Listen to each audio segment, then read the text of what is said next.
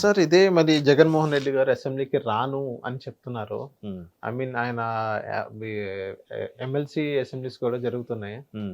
So, శాసనమండలి election అవును. Assemblies కూడా జరుగుతున్నాయి. హ్మ్. అందులో వాళ్ళ ఎమ్మెల్సీ చూసాను. దువ్వాడ శ్రీనివాస్ గారు గాని, వాళ్ళందరూ కొంతమంది చూడడం జరిగింది. అండ్ ఇప్పుడు వేరేస్ మనం జగన్మోహన్ రెడ్డి గారి దగ్గర చూసుకున్నట్లయితే నేను అసెంబ్లీకి రాను. ఐ మీన్ నాకు ప్రతిపక్ష హోదా ఇవ్వలేదు కాబట్టి ఈవెన్ చంద్రబాబు నాయుడు గారు ఎంతసేపు మాట్లాడినా అంతసేపు ఒక ప్రతిపక్ష నాయకుడికి ఇవ్వాలి. అక్కడ ఇవ్వకపోయేసప్పటి జస్ట్ ఒక పులివెందుల ఎమ్మెల్యేగా నన్ను చూస్తారు కాబట్టి, నాకు 2 మినిట్సే ఇస్తారు కాబట్టి నేను చెప్పను. ఏదైతే నేను క్వెషన్ చేయాలనుకున్నానో ప్రెస్ ముందుకొచ్చి అడుగుతానని జగన్మోహన్ రెడ్డికి ఫ్రమ్ ద స్టార్టింగ్ గతంలో ఒక రిజల్ట్స్ తర్వాత ఒక అసెంబ్లీ సెషన్ జరిగింది. అప్పుడు కూడా అంతే. నెక్స్ట్ ఇప్పుడు కూడా నేను అలాగే చేస్తానన్నట్టుగా చెప్పారు. అండ్ దీనికి ధీటుగా షర్మిల గారు మీకు దమ్ముంటే అసెంబ్లీకొచ్చి మాట్లాడండి. ఏదైతే ప్రెస్ ముందు మాట్లాడతారో 2 నిమిషాలైనా, 1 నిమిషం అయినా మీరు మాట్లాడేది మిగతాది అటేపెళ్లి మాట్లాడండి. మీరు అసెంబ్లీకి రానట్లయితే మీకెందుకు ఎమ్మెల్యే అనేది దాన్ని రాజీనామా చేయండి అన్నట్టుగా షర్మిల గారు చెప్పడం జరిగింది. ఈ స్టేట్మెంట్ షర్మిల గారు ఇచ్చిన స్టేట్మెంట్‌ని మీరు ఏకీభవిస్తారా సార్? ఏకీభవిస్తాను. హ్మ్. ఎందుకు ఏకీభవిస్తానంటే బెస్ట్ ఎగ్జాంపుల్ పవన్ కళ్యాణ్ గారేనండి. ఓకే. పవన్ కళ్యాణ్ గారు 2 చోట్ల పోటీ చేసి ఓడిపోయాడు. ఒక్కటి కూడా గెలవలేదు. ఆయన తరపున పోటీ చేసిన ఒకే ఒక వ్యక్తి కూడా అటు వైసీపీలోకి వెళ్ళిపోయారు. హ్మ్. ఓకే. అది పక్కన పెట్టండి. సో, మరి ఈయన బయట నుంచి లోపలికి వెళ్ళే అవకాశం లేక, ప్రశ్నించలేక కాబట్టి వెళ్ళలేకపోయారు. కొంచెం ముందుకు వెళ్తే 2009లో పీఆర్పీ ప్రజారాజ్యం పార్టీ పెట్టారు. పెట్టినప్పుడు ఆయన కూడా 18 సీట్లకే పరిమితమయ్యాడు ఆయన. హ్మ్. రెండోసారి టఫ్‌గా వచ్చింది గవర్నమెంటు. రాజశేఖర రెడ్డి గారి గవర్నమెంటు. ఫార్మ్ చేశారు. ప్రధాన ప్రతిపక్షం టీడీపీ. నెక్స్ట్ 18 సీట్లతో పీఆర్పీ ఉంది. మరి ఆయన ప్రతిపక్షం కాదే. హ్మ్. మరి ఆయన ఎళ్ళాడుగా. మెగాస్టార్‌గా ఎన్నో మన్ననలు పొంది, ఎన్నో అవార్డులు, రివార్డులు ప్రజల మనసులో గెలుచుకున్న వ్యక్తి రాజకీయాల్లోకి వచ్చేసరికి ఒక్కసారిగా కోడిగుడ్లతో దాడి చేయడం, టమాటాలతో దాడి చూసాం. చేయడం అన్నీ వీడియోస్ చూసాం మనం. ఇప్పుడు మరి ఉన్నాయి. అవన్నీ ఇప్పటికీ మీరు యూట్యూబ్‌లో ఉన్నాయి వీడియోస్. మరి ఆయన అవన్నీ తట్టుకొని అసెంబ్లీకి వెళ్ళాడుగా. హ్మ్. అరే! ఇంత స్టేచరు, ఇంత ఇమేజు నిజంగా హిమాలయాలంత ఎత్తు ఎదిగిన మెగాస్టారు ప్రజారాజ్యం పార్టీతో ఒక్కసారిగా ఎంతమంది ఎన్ని రకాలుగా తిట్టుకున్నారో తెలీదు. మరి అవన్నీ భరించి పాలిటిక్స్ అంటే ఇలా ఉంటాయని అనుకునే కదా ఆయన ఎంటర్ అయ్యాడు. అవును. మరి అలా ఎళ్తే ఆయనకే అవకాశం ఇచ్చారు. ఆయనకు ఎక్కువ అవకాశం ఇవ్వకపోయినా మధ్య మధ్యలో అవకాశం ఇచ్చారు. మాట్లాడారు. వచ్చాడు.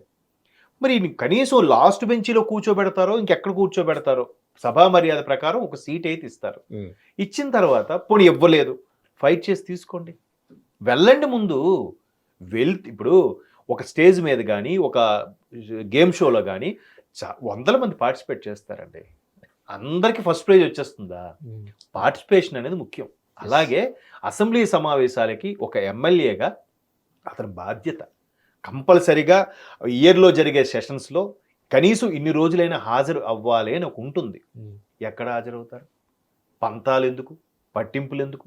నిజంగా ఓడిపోయిన విషయం ముందు ఆయన డైజెస్ట్ చేసుకోలేకపోతున్నారాయన. ఓకే. ఎందుకంటే సరే 2019లో చంద్రబాబు నాయుడు గారు ఓడిపోయినప్పుడు సరే ప్రజలు తీర్పుని గౌరవిస్తున్నాం. ఓకే. అని చెప్పేసి ప్రెస్ మీట్ పెట్టి ఎళ్ళిపోయాడాయన. ఈయన అలా కాదు. అసలు వాళ్ళ ఆప్యాయతలు, అభిమానాలు ఏమయ్యాయో? అసలు మేము ఎలా ఓడిపోయాం? ఎందుకు ఓడిపోతాం? ఆ రోజా గారైతే 40% ఓట్లొచ్చినోడు ఎలా ఓడిపోయారంటే ఇది ఎక్కడి వరకు కరెక్ట్ అండి? అంటే వెంటనే ఒక పిల్లలు పెట్టిన ట్రోల్స్ వచ్చాయి. చూసారో లేదో? అన్నీ 80లు, 90లు వచ్చాయి. తెలుగు మాత్రం 30 వస్తే పాస్ ఎలా అవుతారు? తెలుగులో కూడా 35 మార్కులు రావాలి కదా! హ్మ్. ఇప్పుడు ఆ 40% కూడా వీళ్ళేమంటున్నారు? 40% కూడా ఎక్కడెక్కడో ఈవీఎంలు ట్యాంపరింగ్ జరిగాయి, గ్యాంబ్లింగ్ జరిగింది, రిగ్గింగ్‌లు జరిగాయి అంటున్నారు. ఆ 40% కూడా మీరు రిగ్గింగ్ చేయిస్తే వచ్చిందే తప్ప ప్రజల తీర్పు కాదు అనేది కూటమి వాళ్ళు అంటున్నారు. హ్మ్. అయ్యుండొచ్చు కదా! ఎప్పుడైతే 92% ఓటింగ్ వచ్చిందో ఖచ్చితంగా ప్రజలు ఉన్న ప్రభుత్వాన్ని పడగొట్టాలని అనుకున్నారు కాబట్టే ముసలి, ముతక ఆఖరికి హ్యాండీక్యాప్డ్ మూల కూర్చున్న వాళ్ళు కూడా వచ్చి ఓటేశారు. అమ్మ నాయనో మనం వెళ్ళకపోతే మరలా ఈ మహానుభావుడు వచ్చాడంటే మన రాష్ట్ర పరిస్థితి ఏంటి అని ఆలోచించి వచ్చారు కాబట్టే 92% ఓటింగ్ వచ్చింది. వచ్చింది ఎప్పుడో 164కి వెళ్ళింది. ఎవరైనా ఎక్స్‌పెక్ట్ చేశారా? లేదు. చేయలేదు. బట్ అందరూ ఎక్స్‌పెక్ట్ చేసింది ఏంటంటే 120 గ్యారంటీ. 120తో కూటమి గవర్నమెంట్ ఫార్మ్ చేస్తది. 120, 130 అనుకున్నారు. ప్రతి ఒక్కరు నేషనల్ ఛానల్స్ కూడా వచ్చాయి. హ్మ్. వాళ్ళు కూడా డోర్ టు డోర్ చేశారంటారు. హ్మ్. ఒక్కొక్కరు కూడా 1,00,000 శాంపిల్స్ తీసుకున్నారండి. వాళ్ళు దాన్ని ఏమంటారు ఎగ్జిట్ పోల్స్ చెప్పేటప్పుడు కూడా 1,00,000 శాంపిల్స్ అంటే ఒక్కొక్క ఛానల్ వాళ్ళు 1,00,000 మందికి ఎంక్వైరీ చేసిన తర్వాతనే వాళ్ళ అభిప్రాయం చెప్పారు. 120 నుంచి 130 అన్నారు, 110 నుంచి 130 అన్నారు, 130 నుంచి 140 కొద్ది మంది అన్నారు. ఒక్క కేకే మాత్రం కొడితే 160 దాటే కొడతాడని అన్నాడు. ఆయన తర్వాత ఆయన ఇంటర్వ్యూ చూడండి, ప్రతి దానికి ఒక అనాలిసిస్ చెప్పుకొచ్చాడు ఆయన.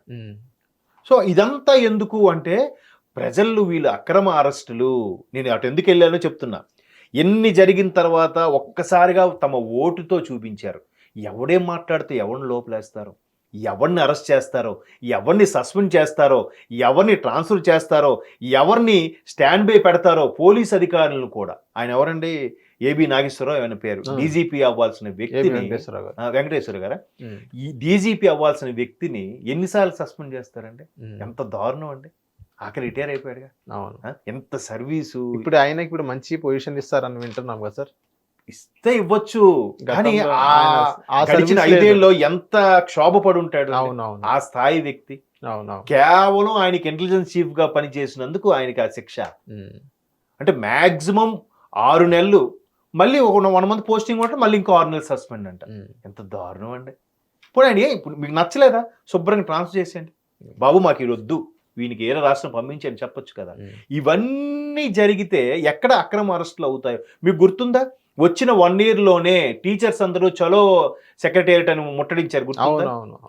ప్రతి లాడ్జీ, ప్రతి ఇల్లు చెక్ చేసి మరి పోలీసులు లాక్కెళ్ళారు. అయినప్పటికీ వాళ్ళు సీక్రెట్ గా ట్రైన్స్ లోను, ట్రాక్టర్లోను, షేర్ ఆటోలో వచ్చి సుమారుగా విజయవాడ BRTS రోడ్ లో, ఎస్, మర్చిపోయారు అవన్నీ. అవన్నీ అక్రమ అరెస్టులు కావా? పోసాని గారు అప్పుడు ఎక్కడున్నారు? బహుశా విదేశాల్లో ఉన్నారేమో, చూడకపోయి ఉండొచ్చు. కాకపోతే ఇప్పుడు ఒకసారి యూట్యూబ్ లో కొడితే వస్తాయి అవన్నీ కూడా.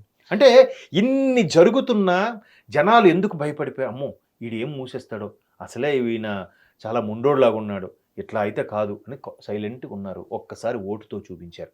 అది వీళ్ళకి అర్థం అవ్వట్లేదు ఇంకా. ఆ అక్రమ అరెస్టుల ప్రతిఫలమే ఎంత మెజారిటీ. హిట్ టీవీ యాప్ ని డౌన్లోడ్ చేసుకోండి. ఇందులో short news, live news, entertainment movies అన్ని అవైలబుల్ గా ఉన్నాయి. Please download hit TV app. Hit TV app ని ఫ్రీగా డౌన్లోడ్ చేసుకోండి.